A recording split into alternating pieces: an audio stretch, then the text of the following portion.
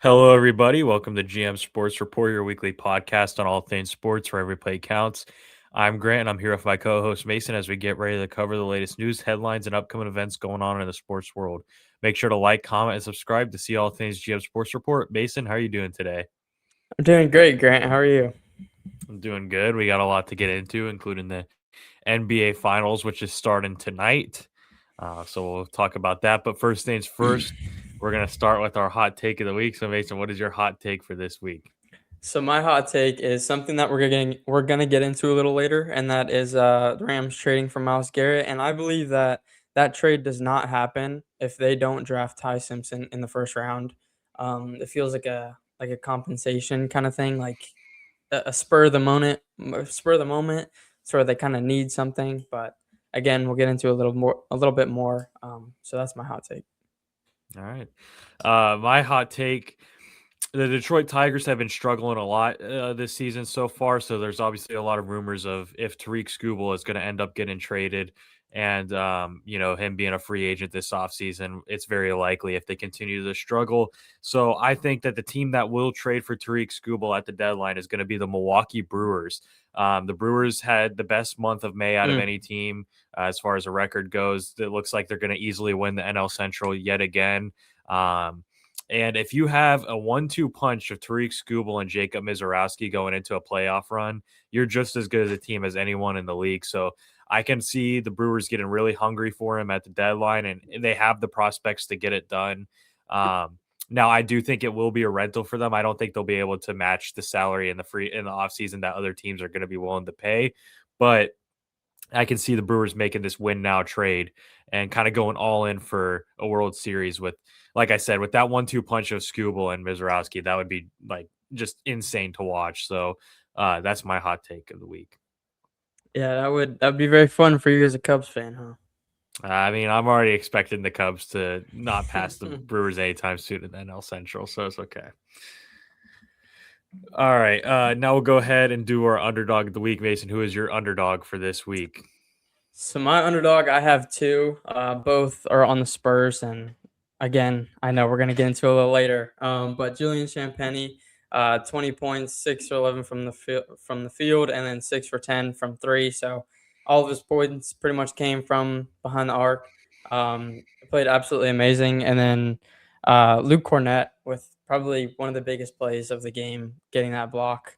Um, and really just kind of saving that lead and stopping the momentum of the OKC Thunder coming back. So those are my underdogs of the week. Yeah, I went Julian Champagny as well, 6 for 10 Hmm. from three. Without his performance, they wouldn't even come close to winning that game. So, just a huge performance for him to step up and really be a knockdown shooter for them. I expect him to play a big role in this finals series. But yeah, shout out to Julian Champagny. I also like that Luke Cornett pick because that block that he had really changed Hmm. the momentum of the game. The momentum started going back towards the Thunder a little bit, and then that chase down block, it felt like a switch snapped back, and the Spurs kind of relaxed a little bit and got all of the momentum right back. So, yeah, those two are definitely deserving of underdog of the week. And with that being said, we will now slide over to the NBA segment of today, which is just talking about the Knicks versus the Spurs. Mason, what are your thoughts on this series as a Knicks fan? How confident are you feeling? Yeah, just let me know. It's so crazy because out of all the years before, every single night, every single series, it's been like my gut is just inside out because of the nerves. And this has been one of the like less stressful postseasons so far, but I think it's all gonna hit just in this one series because it's the top of the top. You can't win anymore after this series. So I think every game is going to be like a game seven kind of environment, whether it's in San Antonio or in MSG. Um, it's nerve wracking as a Knicks fan, just from the outside perspective. But I feel good. I really do feel good. I feel like if any Knicks team was going to be able to get it done, I feel like it's going to be the hottest Knicks team probably in the playoffs history so far. So I think that there's really been no proof on why I shouldn't feel confident in coming into this series. So we're just gonna take it, one game at a time and see how it goes. Yeah, first things first, I'm gonna say this. As much as I want to see the Spurs win and hope that they do win, I don't understand why it seems like it's so like one-sided as far as like everyone's saying that it's almost like you would go on Twitter and think that the Spurs are guaranteed to win this series. Right, right. And the Knicks have been the better team in the playoffs. I get that the Spurs have played harder competition and they're more like battle tested, I guess you could say, but the Knicks have dominated at every opponent they face. Sure, they dropped a couple to the Hawks, but like we knew they were going to beat the Atlanta Hawks at some point. No one questioned that the Hawks would win against the Knicks. Like no one expected that. So the Knicks have now swept back-to-back series. They're fully healthy. They have a lot of momentum right now. The fans are going crazy. Obviously, New York fans always show up, but for the fact that this is their first finals in a long time and over 20 years, then they're really going to show up when they get back to New York. So I don't understand why it's such a lopsided like debate right now because the Knicks really have the advantage. They have the experienced players, they have the health, they have The um rest. the rest that yeah, they have the highs of sweeping back-to-back series. They feel like they can beat anyone right now. Um but yeah, that's kind of just I don't know who's gonna win this series. I think I got to see a couple games first before I Mhm. really start to develop an opinion because these are just two completely different teams in my opinion. Like, I think they play two different brands of basketball, so I just got to see how it goes in the first couple of games. But Mason, this leads me to my next Mhm. question: Who do you think is going to be the bigger star in this series, Jalen Brunson or Victor Wembanyama? I think it's gotta be Victor Wembanyama. We've seen game in, game out that he is the backbone of that team. We've seen nights where Jalen Brunson's able to take a step back. I think he only shot like not even 20% from three this series. So um, he has a lot more of a supporting cast who has experience in the playoffs. And Wembanyama, he's been like I mentioned, the only really big reason why they're in this position. So don't get me wrong, his supporting cast is amazing, but they don't have as much experience as the Knicks. I don't know if one is just going to be able to take over a game what Champagne did. That's the reason they won. So if they can get that kind of night in, night out, and kind of take some of the stress off of Victor Wembanyama, I think that that'd really help them out through the series. Yeah, I think that I agree with you. I think that if the Spurs want to win, it's going to have to be Wemby being the bigger star out of the two. Hmm. But I think that Brunson, like he's shown time and time again that he's capable of playing in these big games. We've seen him Right. with countless games of 50-point games, 40-point games in these situations, and I wouldn't be surprised at all if Brunson is the better player in this series out of the two stars. Um, but yeah, if the Spurs want to win, they're going to need Wemby to Hmm. do so. And I think Wemby has a good chance to do so because obviously Right. Mitchell Robinson injury going on. We don't know what he's going to be capable of doing, and that's kind of the one guy that like sizes up with him a little bit.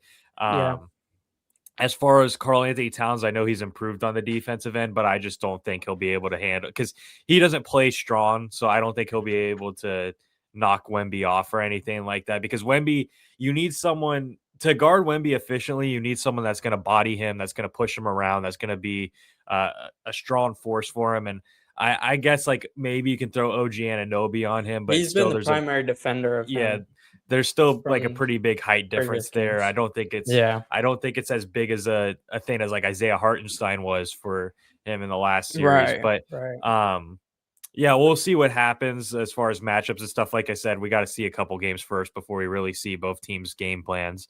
Um, so yeah, this is one of the finals where I'm going into it, and I'm really just not. I don't know what to expect. I don't know about you, but I can see both teams winning this series. Uh, I can see it being. I don't even know. Like I don't know how to predict this series. Do you? So, just the New York fan in me is expecting heartbreak at some point or another. Um, there's not going to be any sweeping. You just know that's not going to happen. So, I think a lot of fans of both teams are saying it's going to get done in six either way. But I could really see it going to seven. Um, I just don't know. I don't know because they're two very high caliber teams. It's going to come down to the rest because that's going to be a factor. It might not be the biggest factor, but seeing that Spurs went to Game 7 against one of the best teams in the league, it's just part of it. So I don't know. I'm really excited to see how it goes, though. Yeah, and then outside of the two stars in Wemby and Brunson, for both teams, what are the secret factors that can help them win a series? Like, who do the Spurs need to be on, and what do the Knicks need to have going in order for those teams to win the championship? Yeah, I mean, you got to ride the hot hand at this point. I really think that it's going to be a mirror looking back at each other with Champagny and Landry Shamet. They're the pretty much the same exact player on their contributions right now. So, last series, Landry Shamet was, I think, 11 for 12.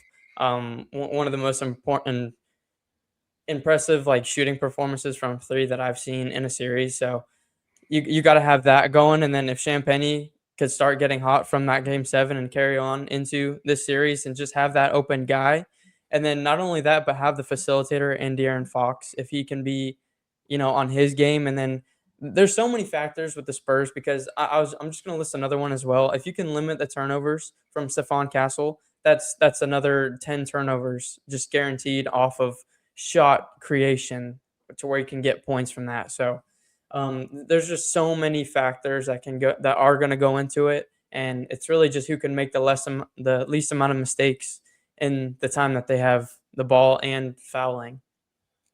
Yeah, for the Spurs, I went ahead and picked the guards, Fox, Castle, and Harper to be Mm-hmm. specific. I think that those three are players that have shown that they're very talented players, especially De'Aaron Fox. I mean, he's the veteran of Right. the group. Yep.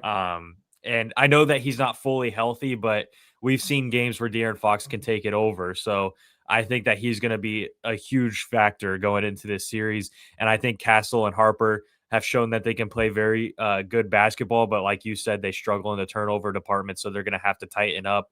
And if they do tighten it up, I can see them being huge X factors for why the Spurs would win a finals. And then when I go over to the Knicks, I think that the 3-point shooting is what needs to continue to be the X factor for them. They've shot the ball incredibly from three. Obviously, like you said, Landry Shamet has been fantastic. I know Mikal Bridges has been really solid.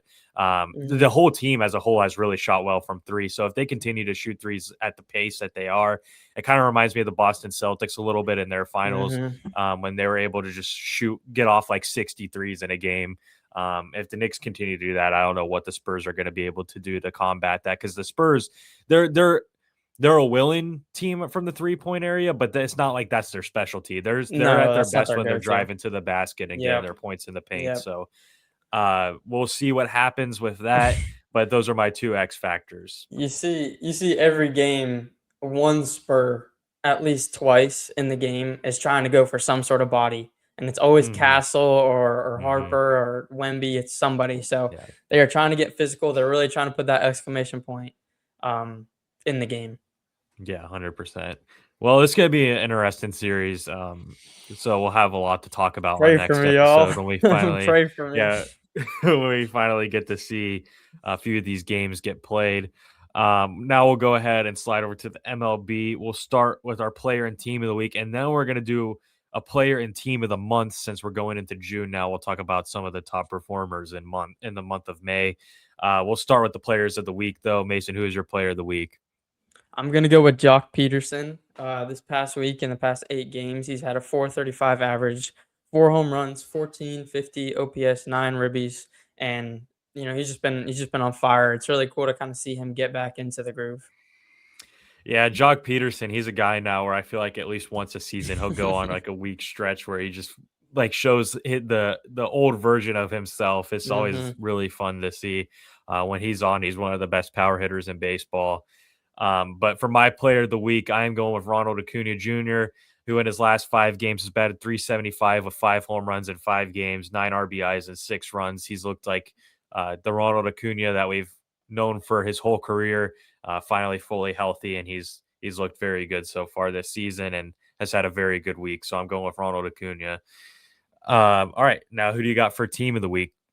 I went with the Seattle Mariners, 8-10 in the last 10, 8 game win streak, 3 games ahead of second place in the AL West, which is the Rangers. So if they could stay hot, I think that they'll kind of be right back to, maybe not to what they were last year, but they'll definitely be in that mix throughout the regular season. So we'll just see if other guys can get hot as well. Yeah, I also went with the Seattle Mariners, like you said, 8-2 in their last 10. Really started out the season kind of slow. Hmm. Cal Raleigh still really struggling, but he is on the injured list right now. So maybe when he gets back healthy, he'll be able to get somewhat momentum. But I think that this is the best team in that division. So I expect them to continue to play well. I think they have a very talented team. Obviously, we saw last year what they were capable of, almost making the World Series. But yeah, we'll see what happens with them 8-2 in their last 10 after a slow start. Still a lot of season to go, so we'll see what happens. All right, now Mason, who is your player of the month? I'm gonna go with someone who I don't think's been talked about enough, and that's Jordan Alvarez. 355 average past month, 11 home runs, 26 RBIs, and then 1145 OPS. So he's been red hot. And like I said, you don't really see him much on social media, in ESPN, CBS News, whatever. He's just kind of been doing his thing, and you know, shout out him for it. Yeah, I'll say this. I think that Jordan Alvarez is the most pure hitter in baseball. When he is on, he hits the ball better than anyone. His swing is beautiful. Uh, and we've seen throughout his whole career how talented he is as a offensive player. Obviously, no one talks about his defense because he's a DH, but Hmm. um, I feel like maybe part of the reason he's not getting talked about as much is just because the Astros are kind of struggling this season, Yeah, maybe. yeah. But he's been like at least a top five hitter in baseball this year. And like you said, just had an incredible month. So I think that's very deserving. For my player of the month, I'm going with a pitcher that I feel like hasn't been talked about enough. And that is Christopher Sanchez for the Philadelphia Phillies. He looked absolutely unbelievable in the month of May. In 5 starts, he was 4-0 with 45 strikeouts, and he didn't give up a single run in the month of May. So, Mm. he pitches again tonight. We'll see if he can continue his scoreless streak in the month of June. But just an unbelievable statistic to not even give up a single run. And the Phillies were another team that had been struggling at the beginning of the season, and they've really settled in ever since they got the new manager of Don Mattingly on their team. And Christopher Sanchez has been a huge reason to their success, and he deserves to be talked about. Yeah, definitely. All right, now who is your team of the month?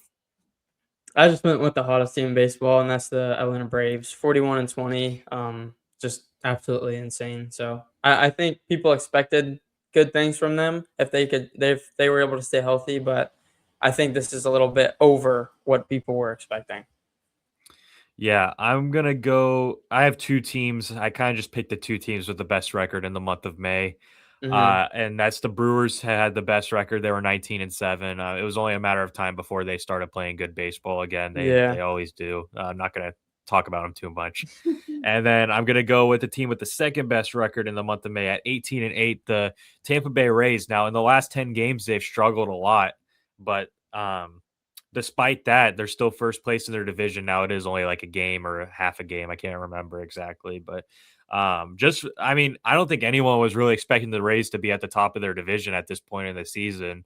And not only are they at the top of their division, but we're talking about them as being potential buyers come the trade deadline, which was another thing that I don't think anyone would have expected. They're another team Hmm. that's in the schoolable discussions right now. So we'll see No. what happens with them. Like I said, they have struggled in their last 10. I think they're like 3-7 in their last 10 or something like that. So they're going to have to start turning it on again. But, um, they just have a lot of those guys on their team that are very like underrated players. Like Yandy Diaz, I would say, is one of the most underrated players in baseball. Junior Caminero is not talked about enough. Chandler Simpson's putting together a really unique season. He's not like the best player in the world, but Hmm. he's doing They'll get things on that help base. his team win. He'll get on base, and a single or a walk for him is a triple because he can steal second or Yeah. third Yeah. easily. So they just have guys that help contribute to winning. And I don't know if it's sustainable, but only time will tell. Hmm. All right. Now we're going to go ahead and slide over to the NFL because some big moves have been going down. We'll start with the biggest headline. Miles Garrett was traded to the Los Angeles Rams. Mason, what are your thoughts on this trade? Kind of like I mentioned earlier, my hot take. It's that I don't think a lot of the people in the front office were on the same page with drafting Ty Simpson because we saw how close they were to making the Super Bowl last year. And for them to go ahead and pick up Ty Simpson when their quarterback just won MVP last year and is still at has some of the best years of his career in the past few years. It just doesn't make sense. It doesn't make sense Mhm. to anybody, and it's probably one of the most like disrespectful I think picks that you can do to a guy like Matthew Stafford. So for them to go out and kind of make up for it and get Miles Garrett, I felt like was the best thing for them to be able to do to win now because like I mentioned, they're right there. They're on the doorstep. And I think that this really raises their ceiling to that Super Bowl contention again. So we'll see if they can make it happen. But yeah, I'm really excited about this pick. See Miles Garrett also play meaningful football. Yeah, I agree with everything you said there. I think that this is just an absolutely crazy trade. I definitely was not expecting this. I don't think anyone really Hmm. was. I know you were kind of mentioning this when we were talking about it. Like after he signed that extension with the Browns last season or last off season rather, we kind of just expected him to finish out his career there. But he's been traded over to the Rams, and that instantly makes the Rams one of the best, if not the best team in football. And Hmm. honestly, that leads me to my next question, Mason. Do you think that the Rams should be the favorites for the Super Bowl now, or do you think that it should still go to these other teams? No, I think so. I don't think any other team is that well rounded. I think the only thing that you can kind of knock them for is before was DBs, but then they got McDuffie from the Hmm. Chiefs, which is another need that they really Yeah, did well in getting. And then receivers, it's like okay, well they passed on Mekhi Lemon, who obviously went to the Eagles, and it's like they still have Devontae Adams and Puka Nakua, who's one of the right. best receivers in football. So um, I don't really see much negative from them. So as of now, I think they are the best team in football.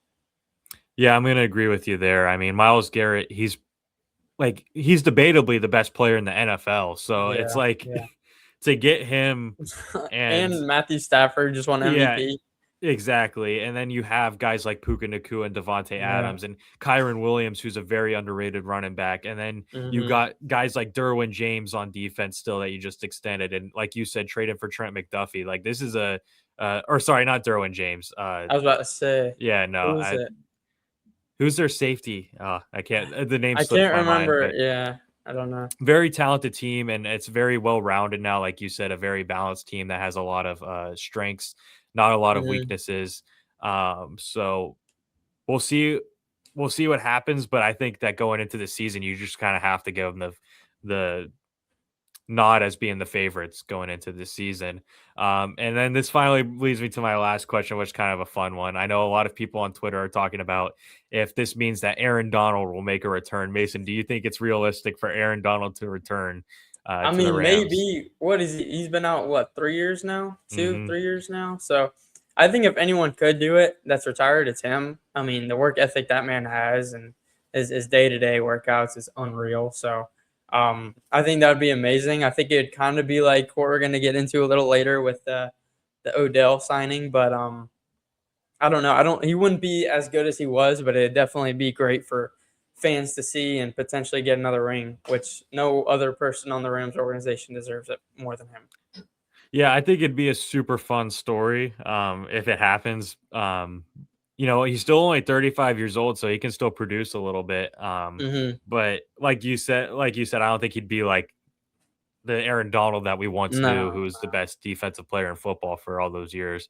Um, but it would be interesting to see happen. I personally don't think that it's going to happen, but crazier things have happened. Who knows? Yes. Yeah. All right, we'll go ahead now and get into the next trade, which was one that we've kind of knew was going to happen, but it For like a finally year did happen, now. and that is Yeah. AJ Brown to the Patriots. Mason, what are your thoughts on this trade?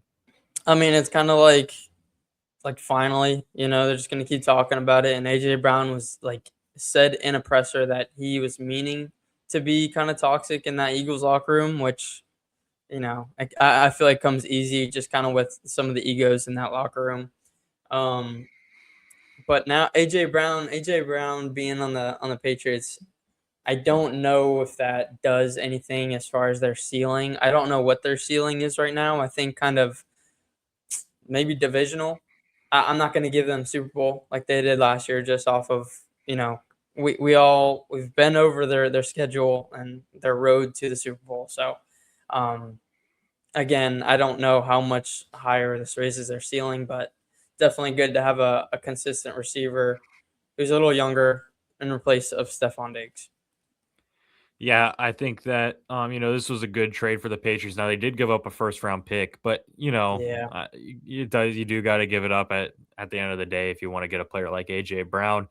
They've obviously wanted a receiver, obviously want someone that can replace Stephon Diggs because I don't think he's coming back. Mm-mm. Um, and that was the one thing that a lot of people were saying during the Super Bowl was like, oh, Drake May needs a receiver.